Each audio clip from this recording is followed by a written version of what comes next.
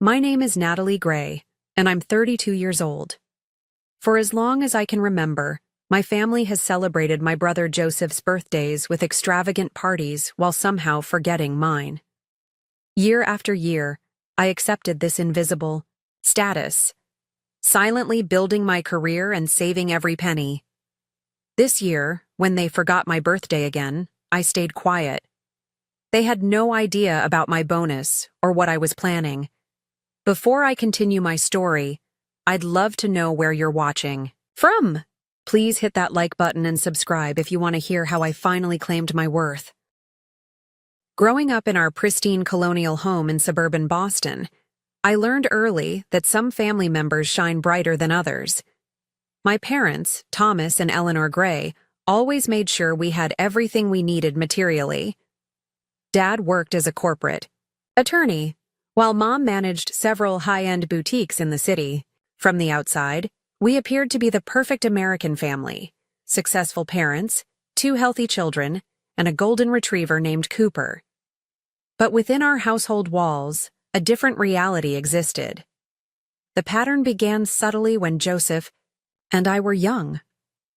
When he turned 10, my parents transformed our backyard into a carnival wonderland. Over 50 kids from school attended, bouncing on the rented inflatable castle, faces painted by professionals, and feasting on catered food. A magician performed impressive tricks that left the children gasping with delight. My parents spared no expense, proudly documenting every moment with their expensive camera. Just 3 months later, when my 8th birthday arrived, I woke up with butterflies in my stomach. Mom rushed us through breakfast, hurrying to get Joseph to his soccer tournament. "We'll do something special tonight, honey," she promised, kissing my forehead before dashing out the door. That evening, after Joseph's game-dominated dinner conversation, Mom placed a store-bought cake in front of me with 8 skinny candles. They sang quickly, and Dad passed me a gift bag containing a generic journal and colored pencils. "You're the quiet one, sweetie," Mom explained when I couldn't hide my disappointment. "Joseph is more extroverted, so he enjoys big parties. We thought you'd prefer something small." Dad nodded in agreement. "Plus, we're just tired from work. Planning big events takes a lot of energy." I didn't understand yet how these justifications would become a lifelong pattern, but I nodded and thanked them for the cake, retreating to my room to write in my new journal about the birthday I had imagined. My Aunt Caroline noticed the disparity during her rare visits from California. "Natalie, why don't your parents have any photos from your piano recital on the wall?" she once asked, gesturing toward the shrine of Joseph's athletic achievements dominating our hallway. I shrugged, having accepted my secondary status. "Aunt." Caroline frowned but lived too far away to intervene regularly. My grandmother Martha became my sanctuary. Living just 20 minutes away, she never forgot my birthday, always arriving with a thoughtfully chosen gift and a card filled with encouragement about my potential. "You have a special light, Natalie," she would whisper while hugging me. "Some people shine like fireworks, demanding attention. Others glow steadily like stars, guiding people home. Never dim your light for anyone." While Joseph brought home average grades that received effusive praise, my straight A's and academic awards sparked minimal interest. "That's nice, honey," Mom would say, barely glancing at my report card before turning back to her magazine. When I won the district spelling bee in 5th grade, Dad had an important meeting and Mom had inventory at the store. I stood alone on stage, searching the audience for familiar faces that weren't there, while my teacher, Mrs. Patterson, gave me an extra congratulatory squeeze, understanding my disappointment. I developed what my childhood therapist later called an invisible child persona. I became exceptionally self-sufficient, completing homework without assistance, packing my own lunches, and solving problems independently. I learned that asking for attention or validation only highlighted its absence, so I stopped asking. In 4th grade, I befriended Olivia Marshall, whose vibrant family welcomed me warmly. Her parents attended every school event, celebrated achievements, large and small, and treated Olivia and her siblings with equal enthusiasm. Initially, I found their dynamics confusing. When Mrs. Marshall fussed over my science fair victory as if I were her own daughter, I nearly cried from the unfamiliar recognition. Olivia's home became my emotional refuge, a place where I felt seen. "Your family is different," Olivia observed after witnessing my 11th birthday, passing with just a hastily signed card from my parents, who were busy preparing for Joseph's upcoming basketball tournament. The simple acknowledgement of this truth felt revolutionary. I wasn't imagining the imbalance. It was real, and someone else could see it too. My 16th birthday fell on the same weekend as Joseph's regional soccer championship. The timing couldn't have been worse, or more predictable. That morning, I woke early, allowing myself a moment of hope that Sweet 16 might finally merit some special attention. I came downstairs to find my parents packing the car with coolers and folding chairs for the tournament. "Oh, Natalie, good morning," Mom said, checking her watch. "We need to leave in 20 minutes. Joseph needs to be there early for warm-up." Dad glanced up from loading the trunk. "There's cereal in the pantry. We'll grab dinner somewhere after the game." Neither mentioned my birthday. I stood frozen in the doorway, the invisible girl turning 16 without anyone noticing. I retreated to my room, applied makeup to hide my red eyes, and joined them in the car, where the conversation revolved entirely around Joseph's prospects for earning a soccer scholarship. We spent my entire birthday on metal bleachers, cheering for Joseph's team. When they won, my parents jubilantly took the whole team for pizza, where I sat quietly in the corner, watching 16 candles burning down in my imagination. The contrast with Joseph's 16th birthday 6 months earlier had been stark. My parents had rented a hotel ballroom, hired a DJ, and invited his entire grade. The celebration culminated with Dad ceremoniously handing Joseph keys to a brand new Jeep Wrangler, complete with custom wheels and a premium sound system. Joseph had stood speechless before whooping with joy, his friends clapping him on the back while my parents beamed with pride. Throughout high school, I channeled my hurt into academic excellence. While Joseph maintained C+ averages that our parents deemed good enough considering his athletic commitments, I maintained a perfect 4.0 GPA. I joined every academic club, won national writing competitions, and eventually became valedictorian. Each achievement felt like a quiet rebellion, a way of proving my worth to myself when my family couldn't see it. I also secured part-time jobs from the moment I turned 15, working at the local library and later at a coffee shop. Financial independence became my goal, as I recognized that self-sufficiency would be my escape route. Every paycheck went into a savings account I opened with grandmother Martha's help. Martha remained my emotional anchor, though her health began declining when I turned 17. Despite her arthritis making movement painful, she never missed important moments in my life.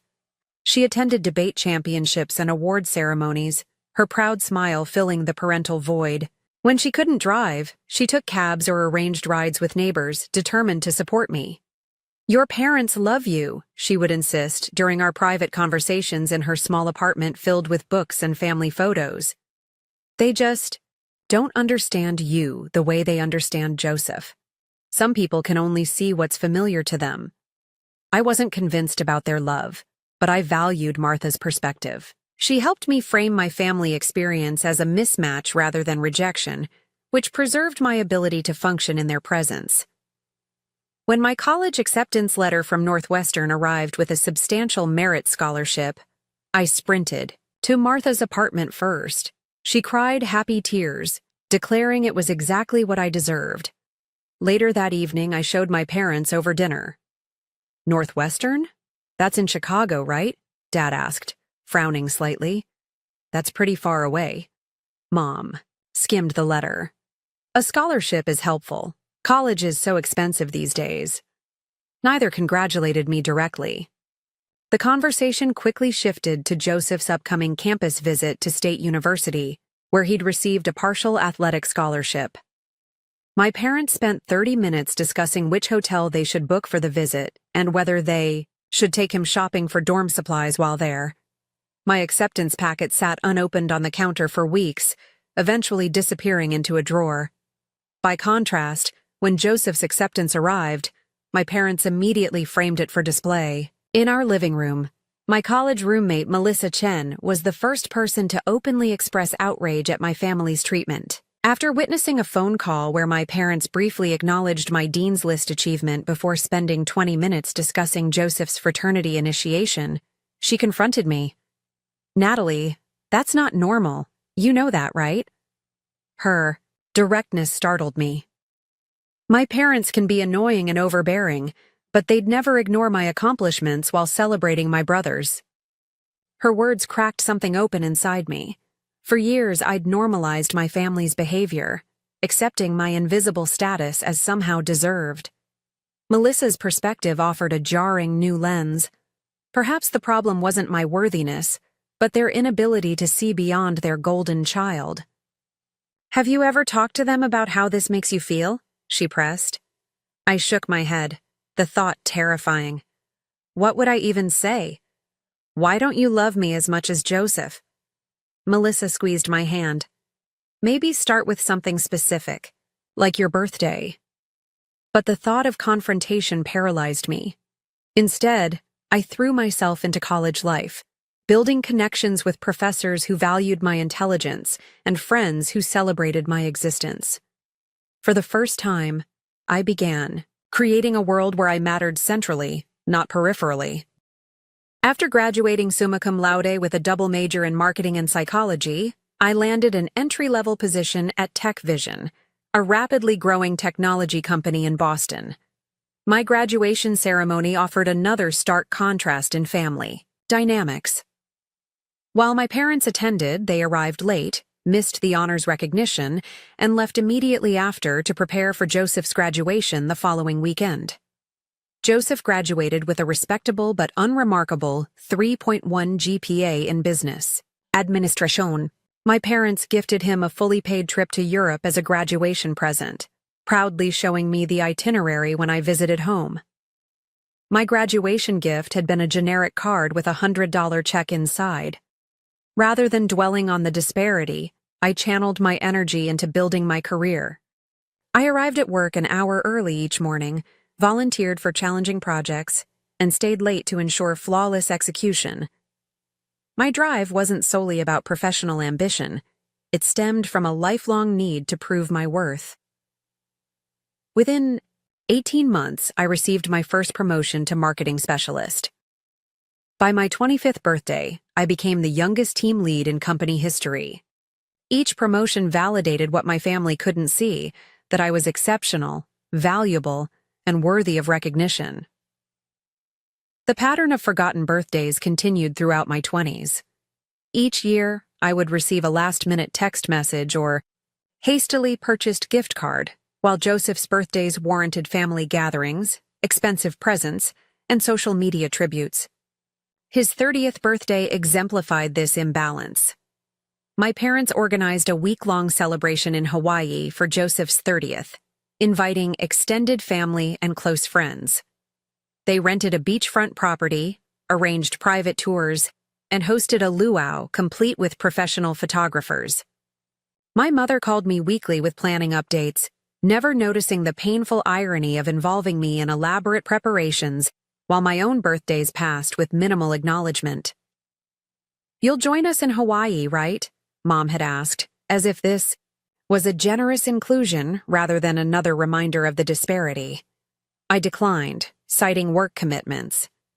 In truth, I couldn't bear witnessing the celebration knowing my 30th birthday 3 months earlier had merited only a text message from Dad saying, "Happy birthday, kiddo. Have a good one." The greatest loss of my adult life occurred when grandmother Martha passed away when I was 28. Her health had been declining for years, but nothing prepared me for the void her absence created. She was the one person who had consistently seen me, valued me, and loved me unconditionally. At her modest funeral, I stood numb as relatives offered condolences to my parents and Joseph, few acknowledging that Martha and I had shared a special bond. Aunt Caroline, who flew in from California, approached me privately. "She loved you most fiercely," she whispered. "She worried about you constantly." A week after the funeral, Martha's lawyer contacted me about a small inheritance, her vintage jewelry collection and personal journals she'd kept throughout her life. Reading her private thoughts devastated and validated me simultaneously.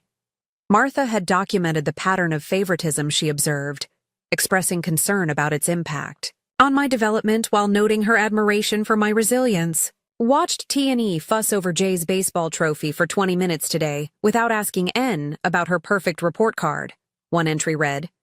"Considered confronting them but fear it would make things worse for N. Instead, taking her to celebrate privately tomorrow. She deserves champions in her corner." Martha's journals became both comfort and catalyst. They confirmed I hadn't imagined the disparity while forcing me to confront its continued impact on my adult life. After several months of grief-induced insomnia and anxiety attacks, I began therapy with Dr. Samantha Willis. "You've developed remarkable coping mechanisms," Dr. Willis observed during our sessions. "But adapting to unhealthy dynamics isn't the same as healing from them." Through therapy, I began addressing the childhood neglect that shaped my perfectionism, people-pleasing tendencies, and fear of expressing needs. I practiced setting boundaries with family, though these were often tested and violated. I also worked on building deeper connections with friends who valued me authentically. At work, I formed a particularly close friendship with Rebecca Johnson, our creative director. Unlike many colleagues who respected but feared her exacting standards, I thrived under her mentorship. She pushed me to refine my skills while recognizing my unique strengths. "You have exceptional emotional intelligence," Rebecca noted during a performance review. "You anticipate client needs before they express them. That's invaluable in marketing." With therapy and meaningful friendships nurturing my self-worth, I gradually separated my value from my family's perception.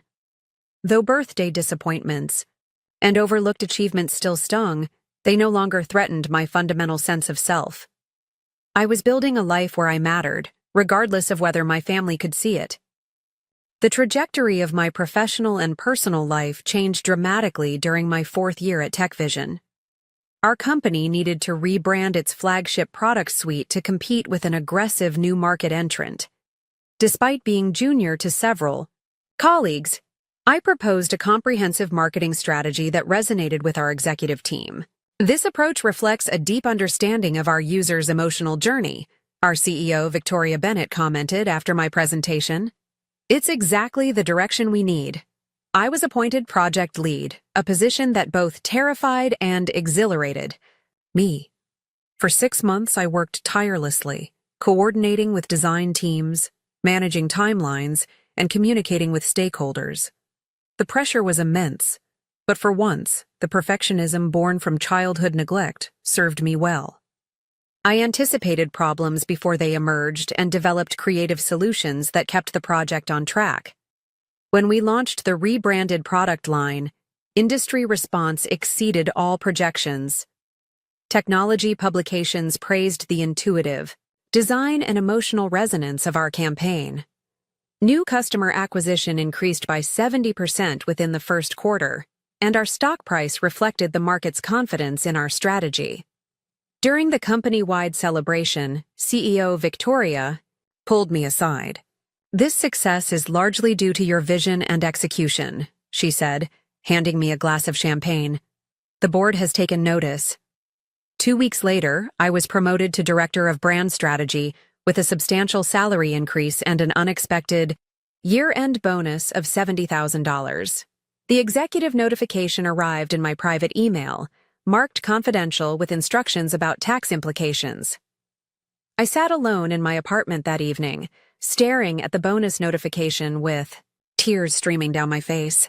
The amount exceeded my most optimistic expectations and represented something more valuable than money: recognition of my worth.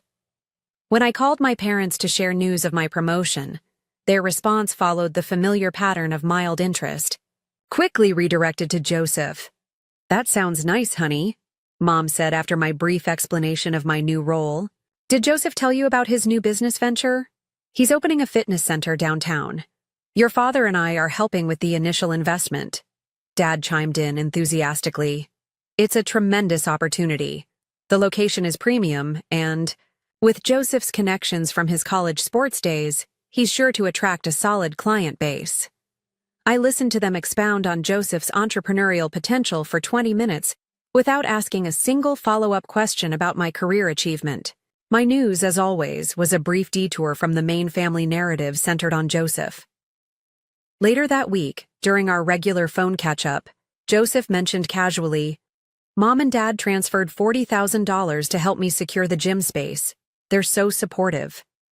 I bit my tongue, remembering how I'd paid for graduate school entirely through scholarships and part-time work after they explained they needed to conserve funds for retirement.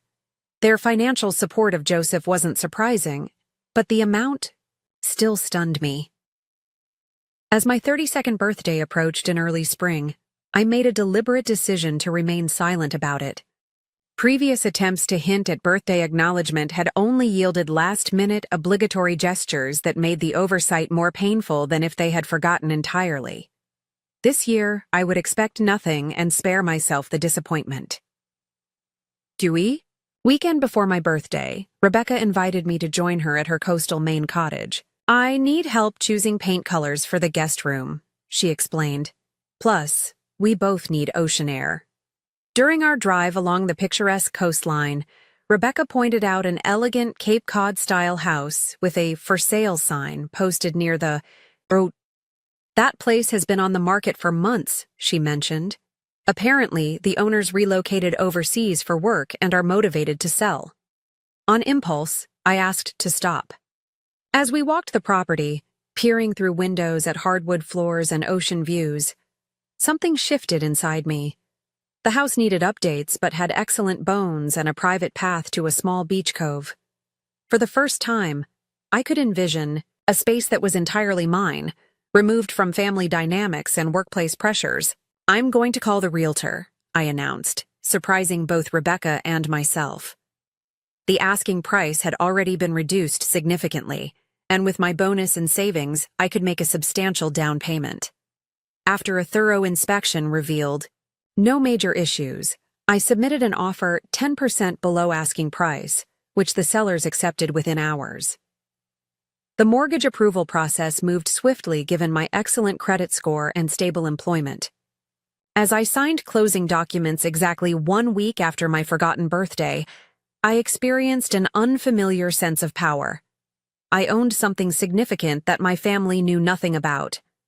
Over the next 2 months, I drove to Maine every weekend, painting walls, replacing outdated fixtures, and furnishing my retreat with carefully selected pieces. Rebecca helped transport furniture and offered design suggestions, but this project was fundamentally mine, a physical manifestation of my independence and worth. I told no one in my family about the vacation home, not when Dad called to discuss tax strategies for their retirement accounts, not when Mom texted photos of new equipment arriving at Joseph's gym, not when Joseph complained about permit delays and unexpected expenses in his business venture. With each improvement to my coastal sanctuary, my confidence grew. I replaced the dated kitchen countertops with gleaming quartz. I installed bookshelves along the living room wall and filled them with novels I'd always wanted to read. I splurged on luxurious bedding for the master bedroom that faced the ocean. Each decision, made without seeking anyone's approval, felt revolutionary. As spring turned to early summer, my vacation home transformation neared completion. Standing on the back deck overlooking the Atlantic Ocean, watching gulls circle in the evening light, I felt a profound sense of alignment. This tangible achievement existed independently of my family's validation. It was mine alone. Bought, with money I had earned, transformed through my vision, and enjoyed on my terms. My 32nd birthday came and went without acknowledgement from my family. No calls, no texts, not even the generic social media post that many distant acquaintances managed to share. The complete oversight might have devastated me in the past, but this year I felt a curious sense of liberation. Their forgetfulness had become predictable, and I had stopped organizing my expectations around them. 3 days after my birthday, an elaborate digital invitation arrived in my email. Joseph was turning 34, and our parents had planned a surprise yacht party on Boston Harbor to celebrate. The invitation featured professional graphics, a catered menu from an exclusive restaurant, and instructions about parking at the marina. Please arrive by 6:30 p.m. to surprise Joseph when he boards at 7 p.m., the invitation concluded. Gifts optional but welcome. We've created a registry at Premium Fitness Supplies for those wanting suggestions. I confirmed my attendance with a brief reply, offering to bring wine. Mom responded immediately with specific preferences for Joseph's favorite Cabernet. In the days leading up to Joseph's celebration, I finalized the last touches on my vacation home. I hung artwork, positioned outdoor furniture on the deck, and planted flowering shrubs along the front walkway.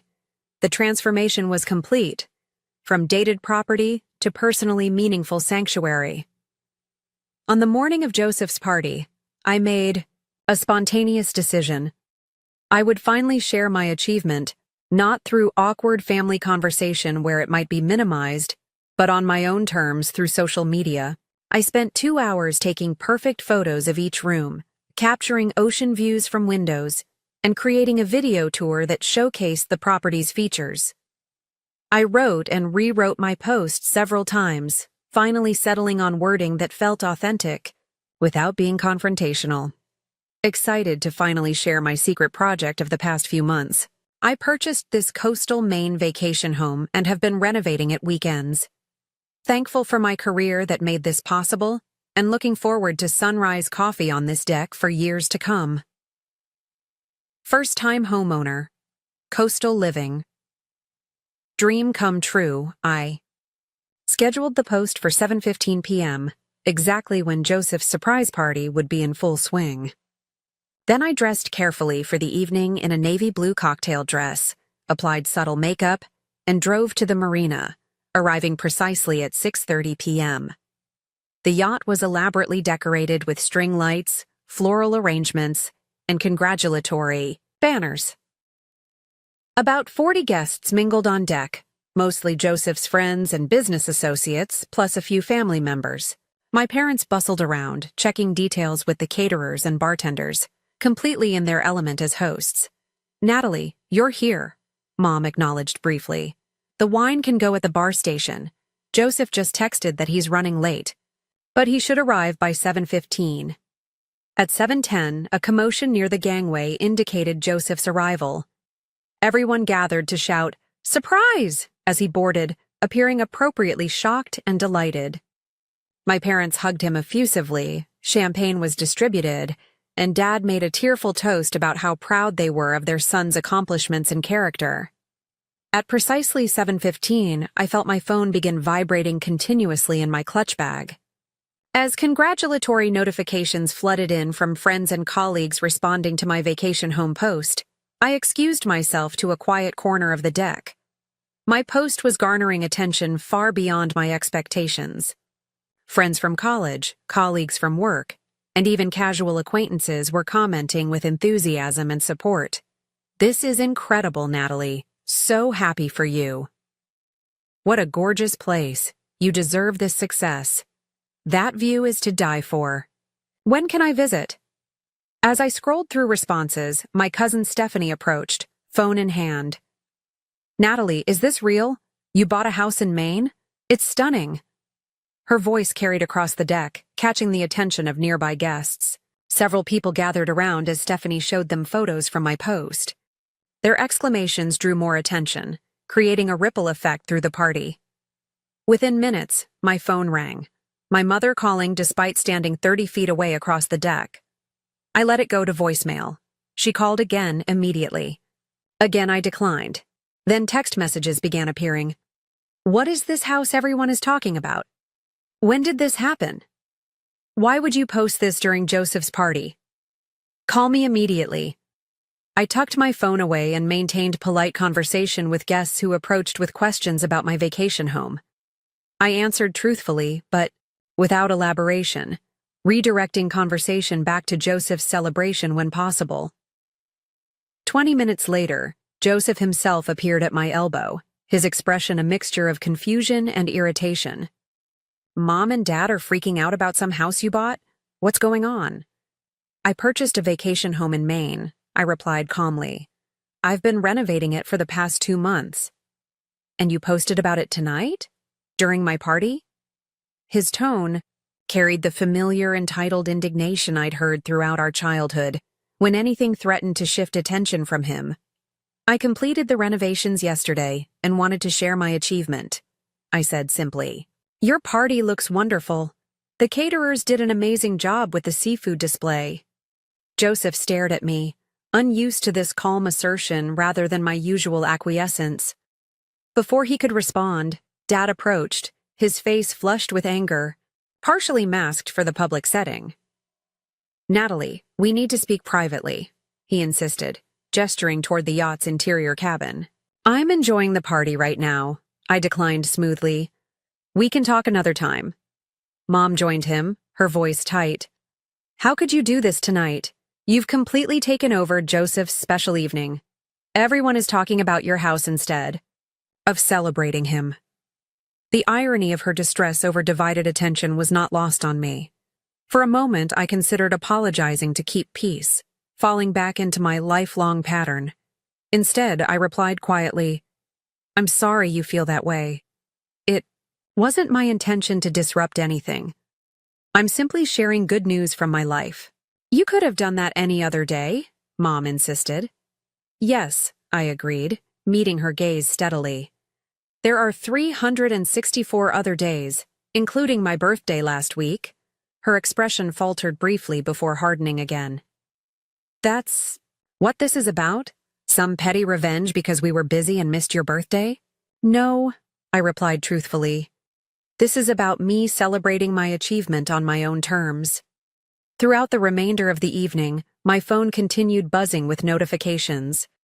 My post had spread beyond my immediate circle to extended family members. Aunt Caroline sent an exuberant message. "Martha would be bursting with pride. Can't wait to visit your beautiful home. You've worked so hard for this." Other relatives expressed similar sentiments, many noting they hadn't realized I was so successful in my career. Their supportive comments contrasted sharply with my immediate family's reaction, highlighting the different lenses through which people viewed my life. As the party wound down, I said polite goodbyes to guests and prepared to leave. Joseph intercepted me near the gangway.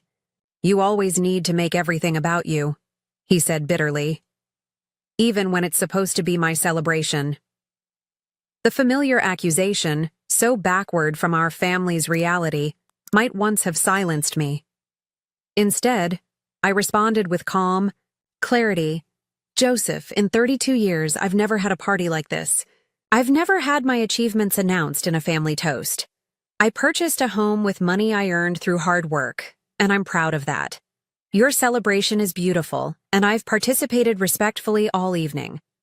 Both things can exist simultaneously." I left him standing speechless, walking confidently to my car with the evening breeze carrying the sound of continuing celebration behind me. For the first time in my life, I had refused to make myself smaller to maintain family harmony.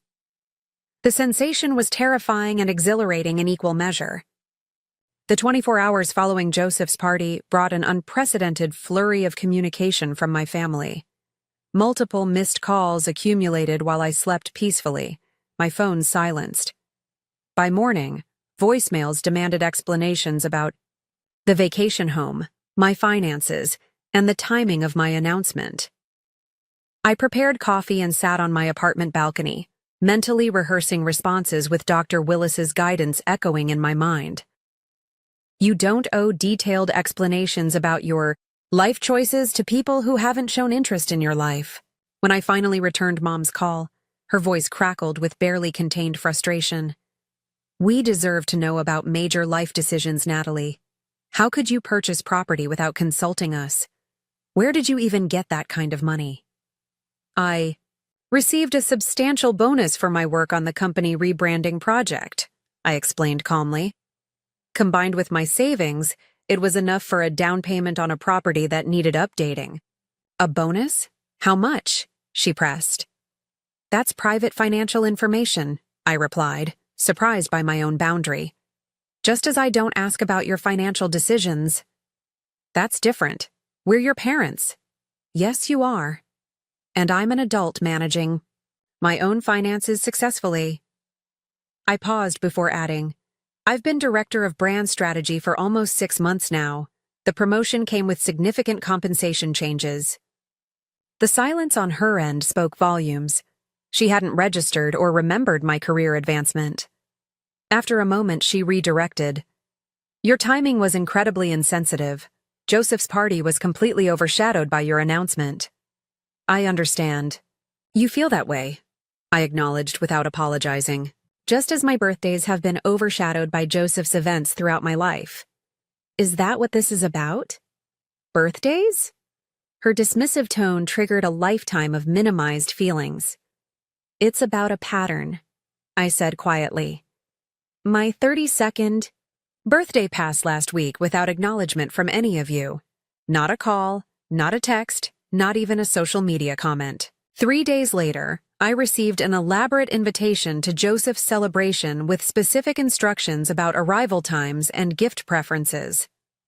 We've been busy with Joseph's business launch, she defended. And you know you're not as expressive about these things as Joseph. You've always been more independent. I was independent because I had to be, I replied, my voice steady despite my racing heart. Not because I wanted to be invisible.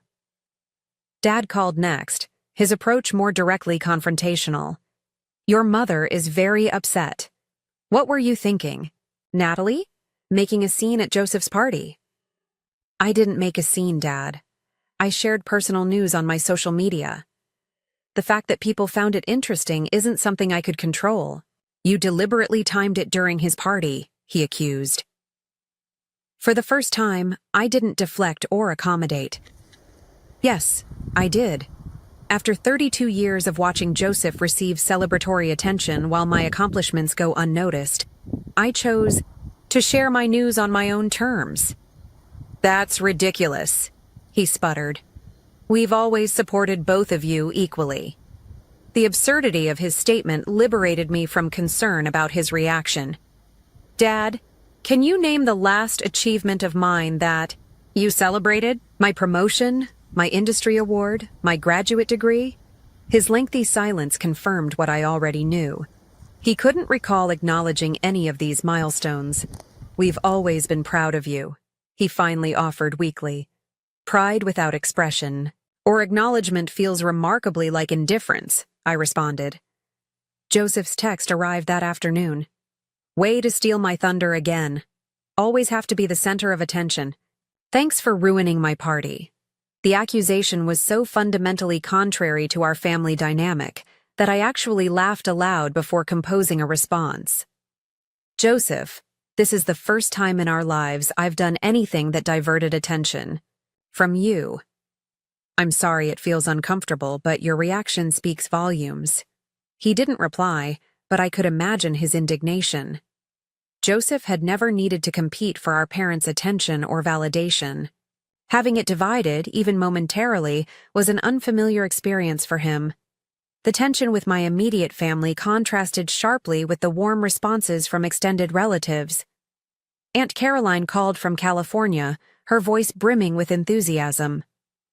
I've booked flights to come see your place in August, she announced. If that works for you, of course. I'm so incredibly proud of you, Natalie. Martha would be over the moon. My cousin Rachel sent a thoughtful message. Your home is gorgeous. I remember how you used to rearrange furniture in your bedroom constantly as a kid, trying to make it perfect. You always had an eye for design. The simple fact that Rachel remembered this detail about my childhood when my own parents seemed to retain so little about me was both touching and painful. For nearly a week, communication with my parents remained strained and minimal. I focused, On work, therapy sessions, and planning my next weekend at the vacation home rather than pursuing reconciliation. The ball was in their court, and for once, I refused to smooth things over at my own expense. 6 days after Joseph's party, Dad called my office unexpectedly. "I'd like to stop by your apartment this evening," he said without preamble. "Just me. There are things we should discuss." His tone was uncharacteristically hesitant, lacking the authoritative edge I'd grown accustomed to. I agreed, setting a boundary of 1 hour for the visit. When Dad arrived, he seemed diminished somehow, less certain than the father who had always presented unwavering opinions about everything from politics to pasta preparation. He declined my offer of coffee or wine, sitting stiffly on my living room sofa. "I've been thinking about what you said," he began after an awkward silence. "About us not acknowledging your achievements." I waited, giving him space to continue without rescuing him from the discomfort.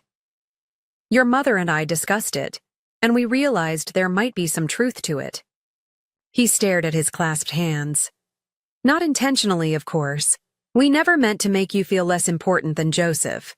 Intent doesn't change impact," I said quietly, echoing Dr. Willis's frequent reminder.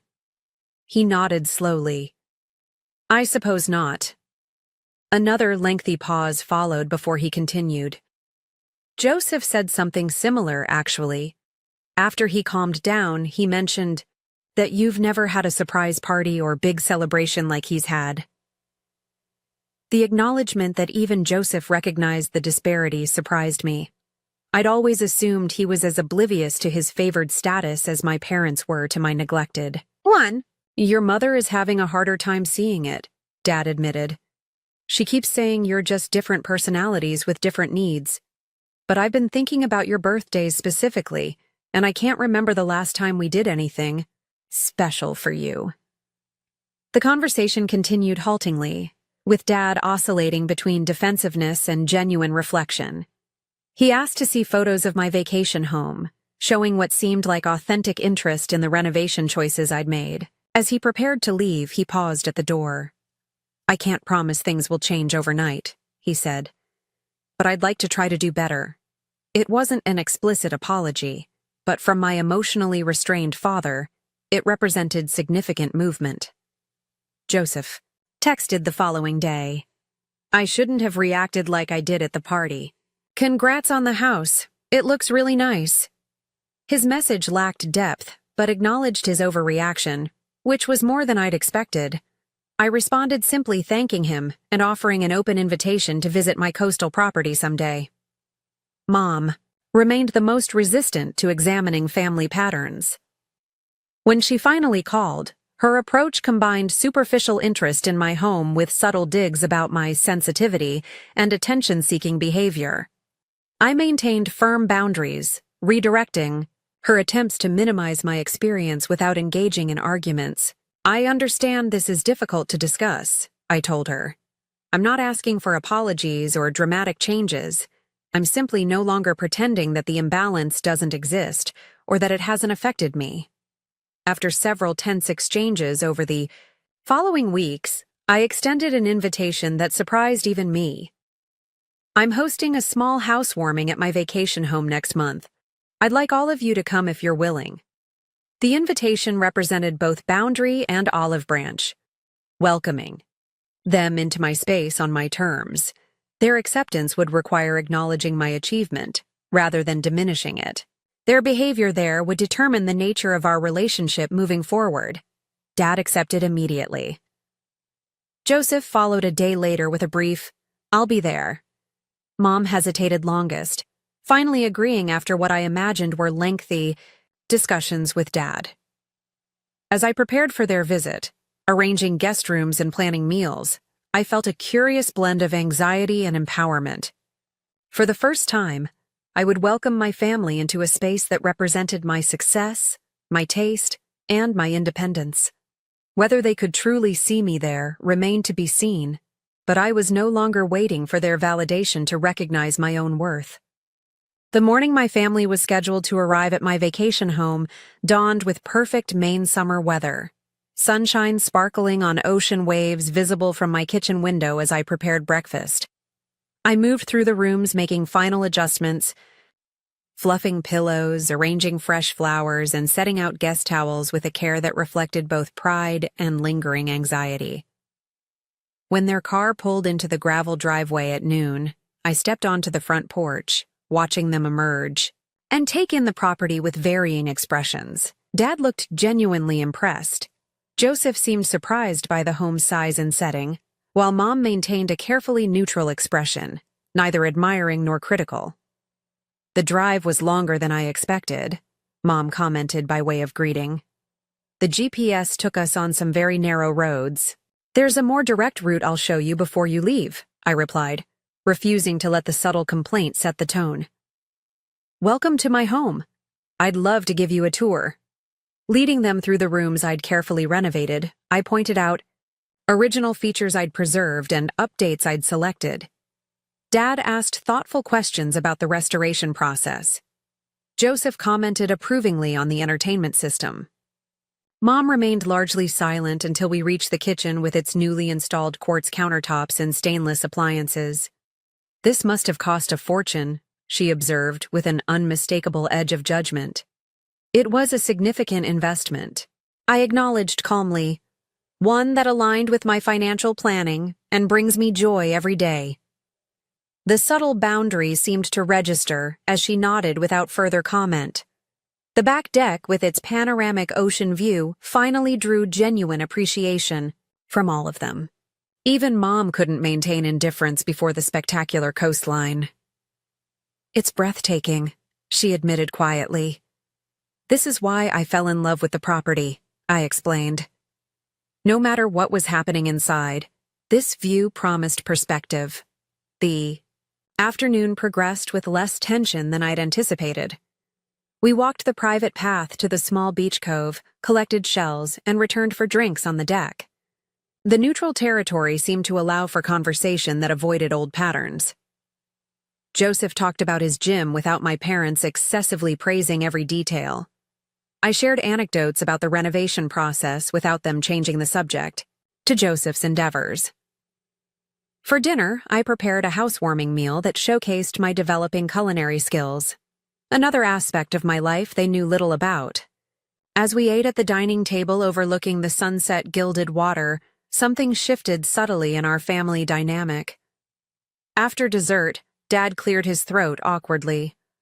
"I want to say something," he began, glancing at Mom, who pressed her lips together but nodded slightly. "Natalie, seeing this place, what you've accomplished here, it's remarkable. And it's made me realize how much of your life we've missed by not paying proper attention." He continued with uncharacteristic emotional openness. "I'm sorry for that. Truly sorry. No parent wants to think they've favored one child, but your mother and I have been doing some hard reflection since our conversations last month." Mom remained quiet, but I noticed her eyes glistening. Joseph studied his dessert plate, uncomfortable but not interrupting. "We'd like to start by properly acknowledging your birthday," Dad continued. "It's late, but we brought something." He retrieved a small gift bag from their room and placed it before me. Inside was a delicate silver picture frame containing a photo I'd never seen before. Me at about 7 years old, sitting on Grandmother Martha's lap, both of us laughing at something off camera. "Martha gave us this years ago," Mom finally spoke. "She said it captured your spirit perfectly. We found it when going through some storage boxes recently. The simple gift held more meaning than any expensive present could have. It acknowledged both my bond with Martha and my parents' growing recognition of what they had overlooked. I thanked them sincerely, placing the frame on my mantel where it belonged." Later that evening, Joseph joined me on the deck while our parents prepared for bed. "I never realized," he said after a long silence, staring out at the moonlit water, "how different things were for us growing up. I just assumed you preferred being quiet and independent." "Parts of my personality are naturally more reserved," I acknowledged, "but much of my independence was survival, not preference." He nodded slowly. I'm trying to understand. It's weird looking back and seeing everything differently. He hesitated before adding, I'm sorry if I contributed to it. I was just soaking up what they gave without questioning why you weren't getting the same. His apology wasn't perfect, but it was genuine. For the first time, I felt Joseph seeing me as a person with experiences valid in their own right, not merely as an extension of his story. The weekend visit wasn't a magical transformation of our family dynamics. Mom still occasionally made comments that minimized my experiences. Dad sometimes fell into old patterns of excessive interest in Joseph's activities. But something fundamental had shifted. I had claimed my value apart from their recognition, and paradoxically, that had begun to change how they saw me. On their final morning, Mom approached me in the kitchen while I prepared coffee. This place suits you, she said simply. I can see why you love it.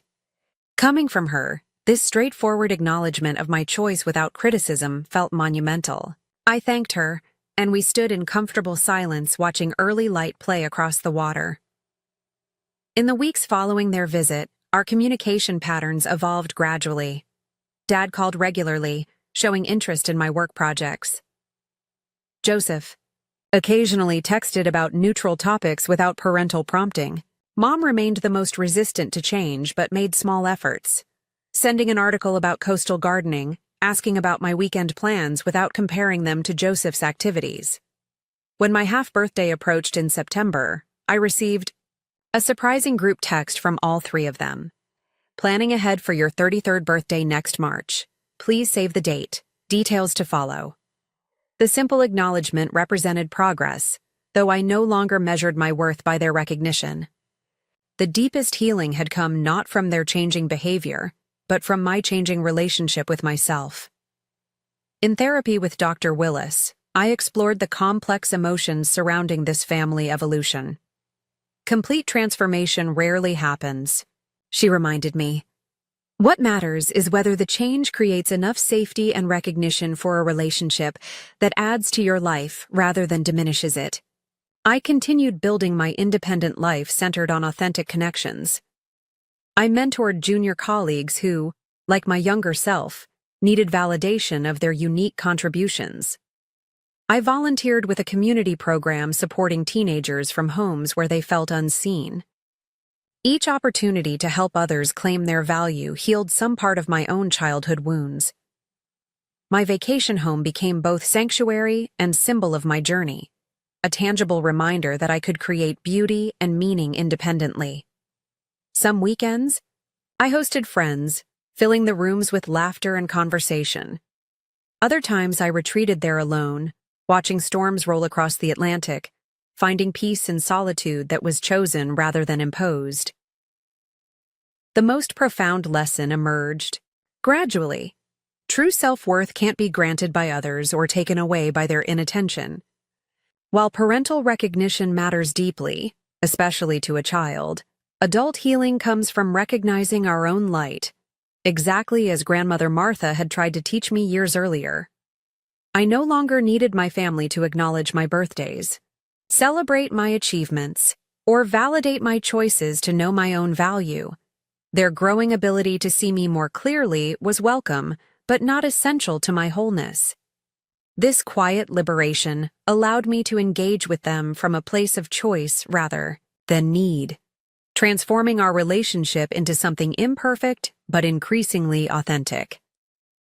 Have you ever felt invisible in your own family? Perhaps you recognize parts of this journey in your own life. I'd love to hear your stories in the comments below. If this resonated with you, please like and subscribe to connect with others on similar paths. Remember that your worth exists, independently of others' ability to recognize it. Thank you for listening, and may you find the courage to claim your own value, whether others see it or not.